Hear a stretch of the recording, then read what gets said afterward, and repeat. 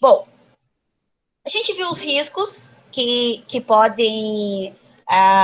o que o fornecedor deve fazer quando tiver algum tipo de risco do seu produto ou do seu serviço para o consumidor. E agora nós vamos trabalhar a responsabilidade pelo fato do produto e do serviço. Hoje a gente vai começar a falar sobre a responsabilidade pelo produto e na nossa aula de quinta-feira a gente vai finalizar falando também do serviço, certo? Então, primeiro, a gente vai lá para o artigo 12 do CDC, que fala o seguinte, que o fornecedor, sendo ele fabricante, produtor, construtor, seja nacional ou estrangeiro, e o importador, eles vão responder independentemente da existência de culpa pela reparação dos danos causados aos consumidores. Vamos analisar primeiro essa primeira parte. O que significa dizer que responde independentemente da existência de culpa? Significa dizer que se houve dano ao consumidor, ainda que o fornecedor não tenha nenhuma culpa por aquele dano, é uma culpa direta, ele vai responder, ele vai ser responsável civilmente ou, dependendo do caso, criminal e administrativamente também pelo dano que ele causar ao consumidor, certo?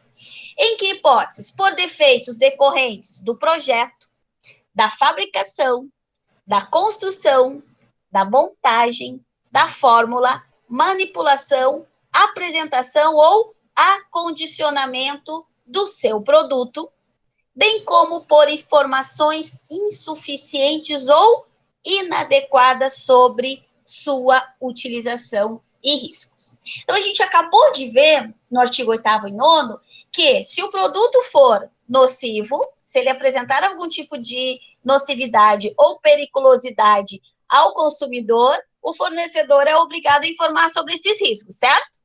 E aqui a gente está vendo no artigo 12, em se tratando de um produto, que se o fabricante, ou o produtor, ou o construtor, ou o importador, eles causarem algum dano ao consumidor, ou não derem as informações adequadas, ou essas informações forem insuficientes sobre a forma de utilização daquele produto, ele vai responder independentemente de culpa pelo dano que ele causou ao consumidor.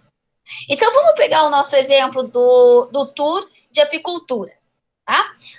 Estamos lá fazendo o nosso tour bonitinho, só que o fornecedor desse produto, ele não deu todas as informações necessárias.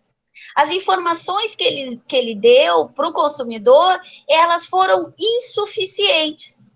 Digamos lá que ele não colocou que pudesse ter alergia ao mel, colocou só a alergia à picada da abelha. Houve uma insuficiência de informação? Com absoluta certeza. Neste caso, esse fornecedor, ele vai responder independente da existência de culpa pelo dano que ele causou ao consumidor. Na aula de quinta-feira eu vou explicar para vocês bem direitinho o que é responsabilidade civil e o que é responsabilidade objetiva e subjetiva. Mas isso vai ser na quinta-feira. Hoje eu quero só que vocês entendam que o fabricante, o produtor, ou construtor, ou o importador de um produto, ele vai responder, independentemente da existência de culpa, pela reparação de danos causados ao consumidor por defeitos no produto ou por informações insuficientes e inadequadas. Vejam que aqui fala, inclusive, de manipulação e apresentação ou acondicionamento dos produtos. E isso na atividade turística acontece bastante. O hotel tem restaurante. No restaurante, ele tem que fazer ele vai fazer a manipulação de alimentos, ele vai acondicionar esses alimentos, certo? E vai distribuir esses alimentos para os seus hóspedes. Então, ele tem que tomar cuidado, porque ele responde, inclusive, pelo acondicionamento irregular, se isso causar algum dano à saúde do consumidor. E aí a lei diz o seguinte ainda. Bom, quando é que eu considero um produto defeituoso? Quando ele não oferece a segurança que dele legitimamente se espera. Como assim? Bom, vamos pensar no celular. Aqui, ó, o celular, certo? Eu imagino, eu espero que esse celular sirva para que eu possa fazer ligações e que ele não vai explodir na minha orelha enquanto eu estou fazendo uma ligação. É uma segurança que se espera que esse produto tenha. Tá? Agora, a lei diz o seguinte, olha, o produto é defeituoso quando não oferece a segurança que dele legitimamente se espera, mas tem que ser levado em consideração algumas circunstâncias relevantes, entre as quais a forma como esse produto é apresentado, o uso e os riscos que razoavelmente dele se esperam e a época em que ele foi colocado em circulação. Porque vamos pensar o seguinte, vamos pensar num carro. Em 1977, foi lançado um modelo de Fusca, que para a época era um produto que oferecia segurança e era um produto inovador. Hoje, 2020, esse Fusquinha 1977 oferece a mesma segurança de que um carro 2020? É óbvio que não. Então, na hora de analisar o defeito desse produto, eu tenho que levar em consideração esses três elementos. A forma como esse produto é apresentado no mercado, uso e risco que razoavelmente dele se esperam, tá? E a época em que ele foi colocado em circulação. Lembrando que a lei também estabelece que o produto ele não é considerado defeituoso pelo motivo de outro de melhor qualidade ter sido colocado no mercado. Como assim, professor? Bom, vamos lá. Eu tenho um iPhone, certo? Digamos que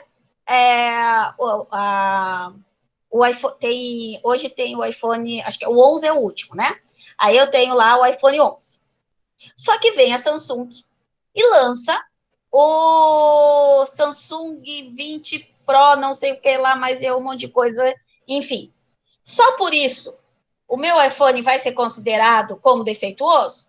Não. Não, por quê? Só pelo fato de ter sido colocado um outro de melhor qualidade no mercado? Não, ele não pode ser considerado como defeituoso porque colocou uma outra empresa veio e colocou um produto de melhor qualidade no mercado. Embora não estou dizendo que a Samsung é melhor que a iPhone, que a Apple, tá? Mas essa é uma discussão que vai longe. Ainda, isso aqui é muito importante para vocês, certo? Por quê? Olha só o que o parágrafo 3º do artigo 12 diz. Que o fabricante, o construtor, ou produtor, ou importador, só não será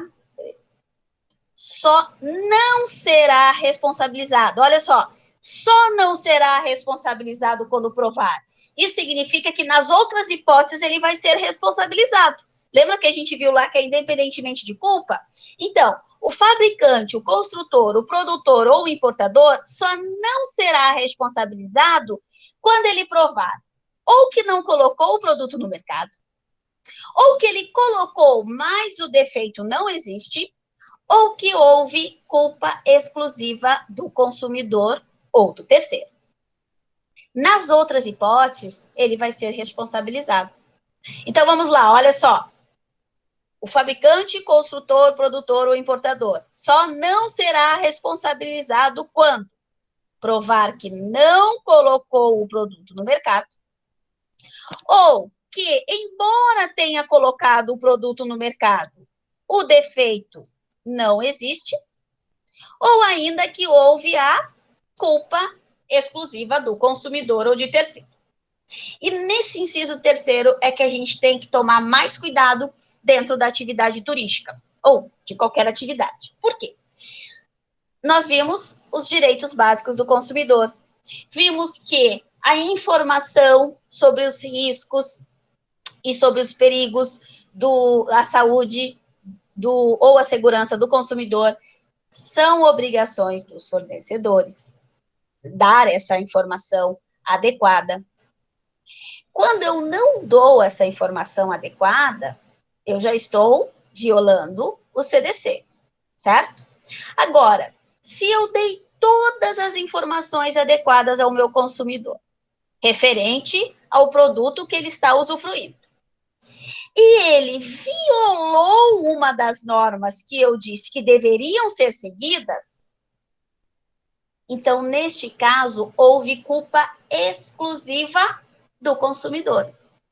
E o fabricante, construtor, produtor ou importador não vai ser responsabilizado nesse caso, porque ele vai demonstrar que houve culpa exclusiva do consumidor.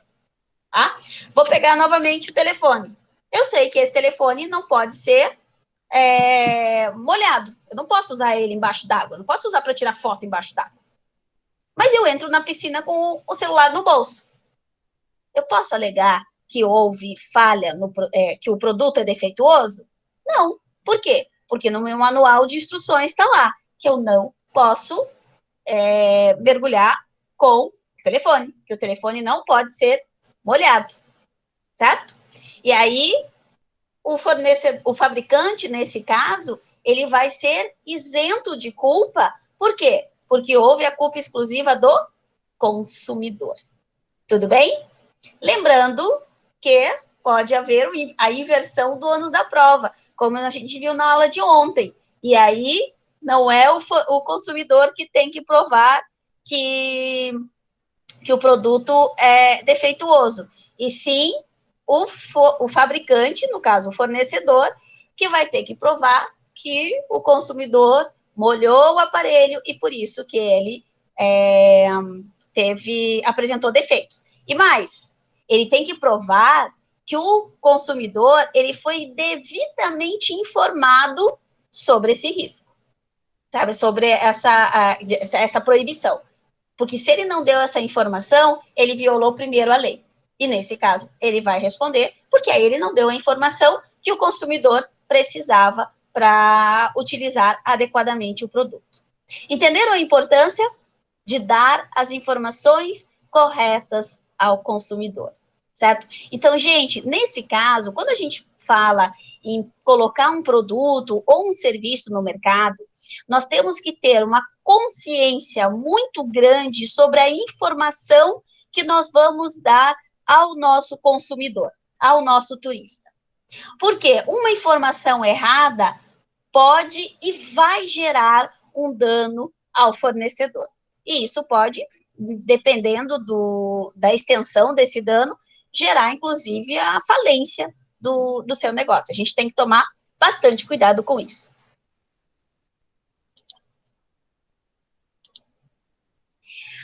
Agora, quando a gente fala em Código de Defesa do Consumidor, e quando a gente fala em responsabilidade, a responsabilidade ela pode ser solidária ou subsidiária. Qual é a diferença das duas? Bom, a responsabilidade solidária significa o seguinte, que todos aqueles que participam da cadeia de consumo respondem solidariamente pelos danos que causarem ao consumidor. E é o que a gente aplica no Código de Defesa do Consumidor, nas relações de consumo. No caso do turismo, olha só, então, quem participa da cadeia da atividade turística? Eu tenho a operadora de turismo, eu tenho a agência, eu tenho a companhia aérea, o restaurante, enfim, a gastronomia e os meios de hospedagem. Quando há um dano ao consumidor, todos aqueles que participaram desta cadeia, eles respondem solidariamente pelo dano. Exemplo, vou viajar com o lindo do meu marido, de férias. Aliás, eu adoro viajar e o coronavírus tem impedido que isso aconteça com a frequência que eu gostaria que acontecesse. Mas, enfim, vamos viajar. Aí arrumamos nossa mala, tudo bonitinho, legal. A gente vai até uma agência de turismo para contratar o pacote que a gente quer. Não queremos se incomodar com nada, certo? E aí a agência vê tudo, vê a companhia aérea, a hospedagem, tudo, os passeios que nós vamos fazer, tudo bonitinho, entrega para nós os vouchers e saímos de viagem. Quando nós chegamos ao destino, cadê a nossa bagagem? Sumiu. A companhia aérea extraviou a minha bagagem. Gente, isso é um caos. É muito chato ter a sua bagagem extraviada. Neste caso, quem vai responder pelo dano causado? A companhia aérea ou a agência de turismo? Ou as duas? As duas. Como assim, professor? Se a companhia aérea, o que a agência de turismo tem a ver com isso? Quem extraviou a bagagem foi a companhia aérea? Pois é, mas nesse caso, nós temos uma relação de consumo. E todos que participam dessa linha de produção respondem solidariamente pelos danos que causarem ao consumidor. Ou seja, respondem na mesma proporção. Eu posso tanto cobrar só da companhia aérea, como eu posso cobrar só da agência de turismo, como eu posso cobrar das duas concomitantemente, ao mesmo tempo. E aí, quem me pagar, ok. Depois, eles que se virem brigando. Mas por quê? O porquê disso, né? Porque, veja, quando você contrata com a agência de turismo, ela faz subcontratações. E é ela quem escolhe essas subcontratações.